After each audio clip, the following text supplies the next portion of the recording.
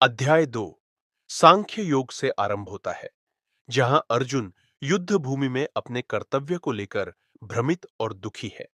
वह अपने स्वजनों के विरुद्ध युद्ध करने में असमर्थता व्यक्त करता है और श्री कृष्ण से मार्गदर्शन मांगता है। श्री कृष्ण आत्मा की अमरता और निष्काम कर्म का महत्व बताते हुए अर्जुन को उसके धर्म का पालन करने के लिए प्रेरित करते हैं।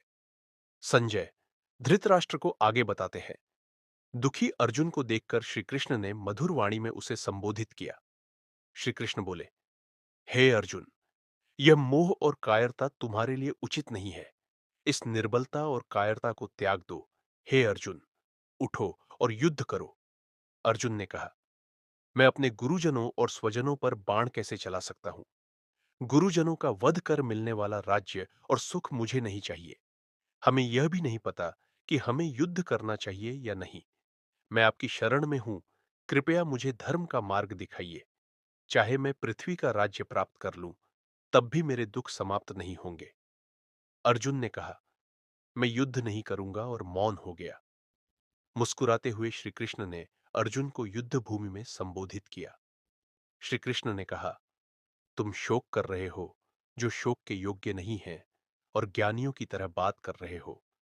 ज्ञानी न तो जीवित के लिए शोक करते हैं और न मृत के लिए। जन्म लेने वाले का मृत्यु निश्चित है और मृत्यु के बाद पुनः जन्म निश्चित है। आत्मा अजर, अमर और अविनाशी है। इसे न जलाया जा सकता है, न काटा जा सकता है। जो कार्य तुम्हारे धर्म के अनुरूप है, उसे करने में संकोच मत करो। कर्म का अधिकार तुम्हारे पास है, पर फल का नहीं। तुम्हारा कर्तव्य केवल कर्म करना है। फल की चिंता मत करो। सफलता और असफलता में समान भाव रखते हुए कर्म करो। ऐसा करने से तुम कर्म बंधन से मुक्त हो जाओगे। ज्ञान और ध्यान से युक्त होकर मोह से ऊपर उठकर अपना कर्तव्य करो।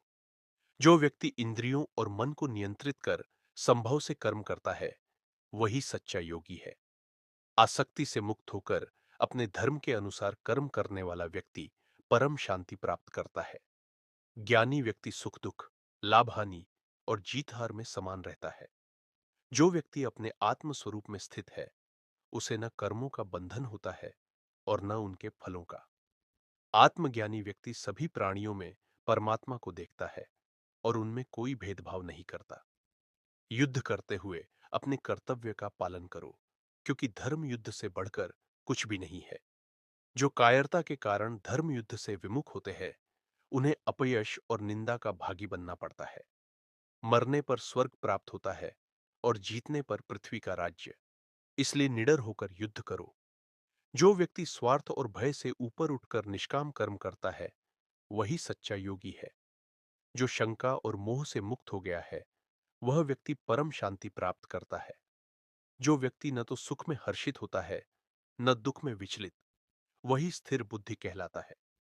जो मोह और क्रोध से मुक्त है, वह अपने मन को वश में करके शांति प्राप्त करता है। जैसे कछुआ अपने अंगों को समेट लेता है, वैसे ही ज्ञानी व्यक्ति अपनी इंद्रियों को नियंत्रित करता है। इंद्रियों के विषय से दूर रहने पर भी मन उनका स्मरण करता है, परंतु आत्मज्ञानी व्यक्ति विषय वासना से मुक्त हो जाता है।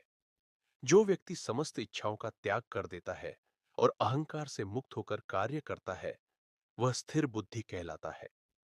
जो व्यक्ति रात में जागृत रहता है, उसके लिए अन्य लोग सोए हुए होते हैं, और जो अन्य लोगों के लिए जागृत है, वह आत्मज्ञानी के लिए रात समान है।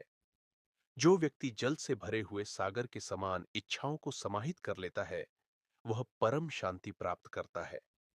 जो व्यक्ति काम, क्रोध और लोभ से मुक्त हो जाता है, वही स्थिर बुद्धि और शांत चित्त बनता है। ऐसा व्यक्ति परमात्मा को प्राप्त करता है और जन्म मरण के चक्र से मुक्त हो जाता है। यह आत्मा का ज्ञान और निष्काम कर्म का मार्ग है, जिससे व्यक्ति मोक्ष को प्राप्त करता है।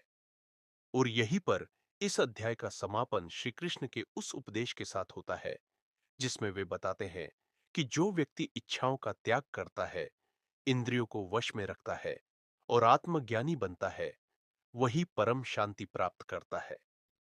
श्री कृष्ण अर्जुन को स्थिर बुद्धि के लक्षण बताते हैं और समझाते हैं कि कर्म योग और आत्मज्ञान का अनुसरण करने से ही मोक्ष संभव है।